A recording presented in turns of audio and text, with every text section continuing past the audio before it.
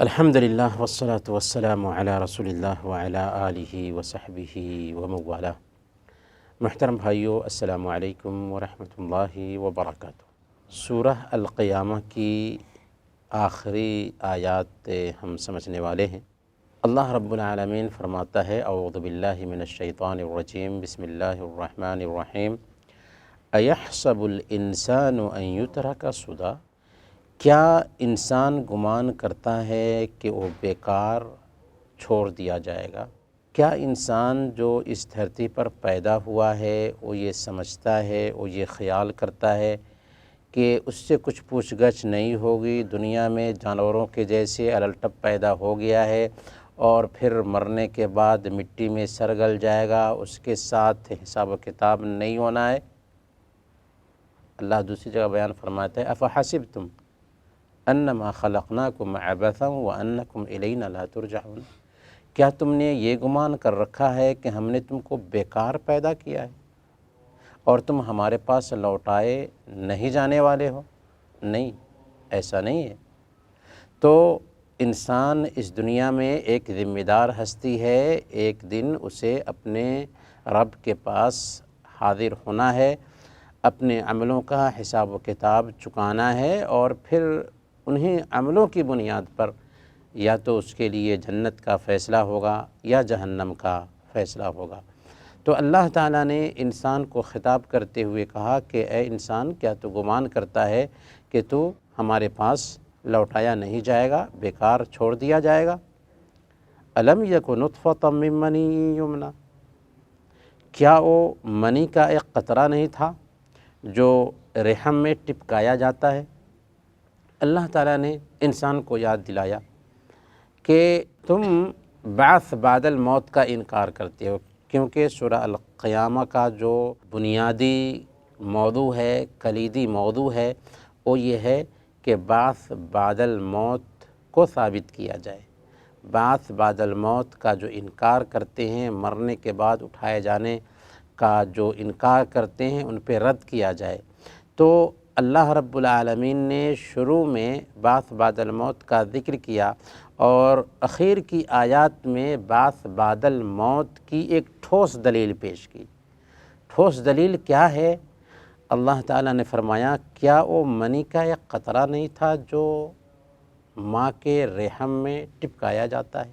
یعنی انسان، تم غور کرو، تم جو یہ کہتے ہو نا کہ کیا جب ہم مر جائیں گے، ہڈی بن جائیں گے، تو کیا ان ہڈیوں پر گوشت چڑھایا جائے گا؟ کیا اسی انسان کو دوبارہ پیدا کیا جائے گا؟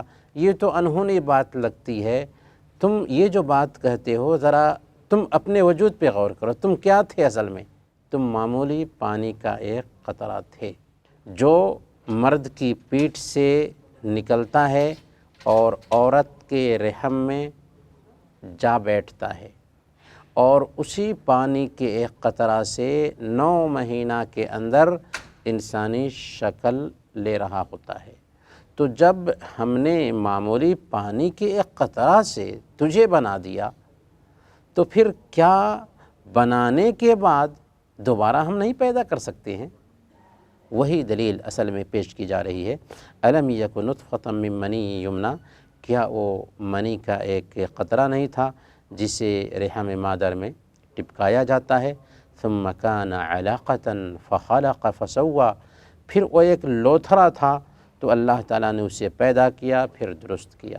یعنی وہی پانی کا ایک قطرہ کچھ مہینوں کے بعد خون کا لوتھڑا بن گیا، اور پھر اس کی ترتیب ہوئی یہاں تک کہ انسانی شکل اختیار کر گیا۔ فجعل منہ الزوجین الذکر والانثی، اسی نطفے سے پھر اس نے اس کی نر اور مادہ 2 قسمیں بنائیں، مرد بھی بنایا اور عورت بھی بنائی۔ یعنی اسی نطفے سے مرد بچے بھی پیدا ہوئے اور عورت بچیاں بھی پیدا ہوئیں۔ الیس ذلک بقادر علی ان یحیی الموتی، تو کیا وہ اس کی طاقت نہیں رکھتا کہ وہ مردوں کو دوبارہ زندہ کرے؟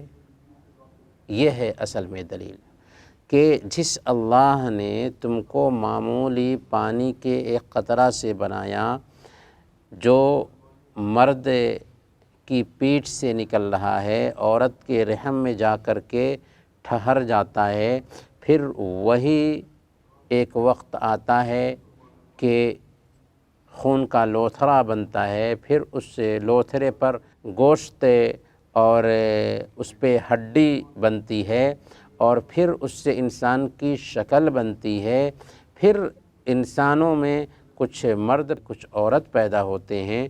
تو یہ سب اس اللہ نے کیا، تو کیا انسان کو بنانے کے بعد جب کہ شکل بن چکی ہے، کیا اسی شکل میں دوبارہ ہم نہیں پیدا کر سکتے ہیں؟ تو جب انسان ہی نہیں تھا، اللہ نے انسان کو بنا دیا، تو بنے ہوئے انسان کو پھر دوسری شکل میں پیدا کر دینا یہ تو آسان ہے۔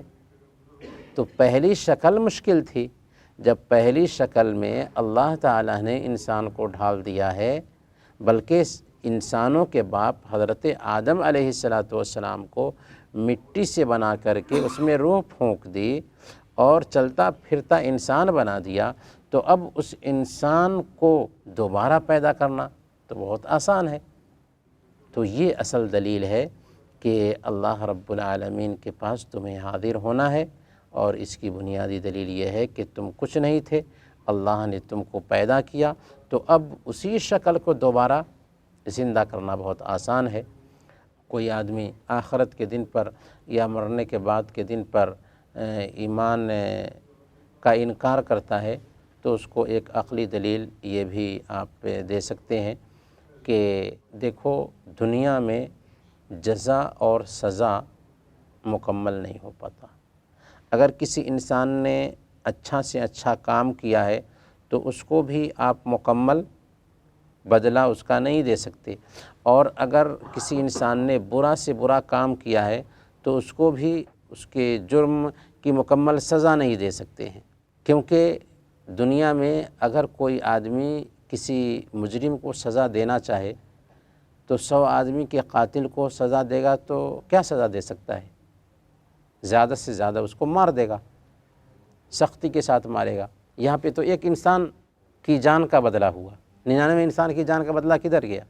ہٹلر نے لاکھوں یہودیوں کو قتل کیا تھا، تو ہٹلر کو اگر مار دیا جاتا تو ایک انسان کی جان کا بدلہ ملا، اور دوسرے جو یہودی تھے ان کی جانوں کا بدلہ کیسے ملتا؟